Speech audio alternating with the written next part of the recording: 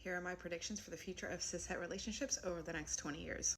History will look back on this period of time from probably 2020 to 2025, but maybe even to 2030, and they're going to refer to it as the Great Divorce or something like that. Maybe the relationship realignment, but the Great Divorce is catchier. We're not only going to see an unparalleled spike in divorces, but we're going to see an unparalleled drop in marriages, particularly remarriages, which are going to fall off a cliff deeper than the Grand Canyon. Right now, cishet men and women are starting this game of chicken, so to speak. As women are just now contending with their unhappiness in long-term relationships, men are right now doubling down. They're trying to call our bluff. They're trying to say, listen, I hear you asking for something different, but you've always complied in the past. So if we just hold the line, if we hold firm, you'll comply this time as well. But what they're missing is that this time is different. This time you have a bunch of women communicating with each other and figuring out for the first time that their unhappiness within heterosexual relationships, particularly marriage, is a feature, not a bug. And the only reason we're realizing this is because we're talking to one another. Most of us have spent our entire lives being like, I'm just buggy.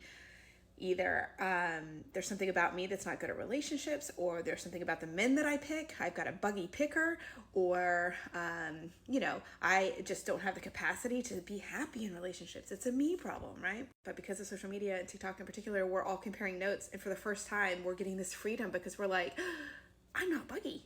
It's not me. I'm not bad at relationships. The system that we have set up for romantic relationships is just a bad system. It's a system that was designed for men in times when we didn't have our own economic freedom.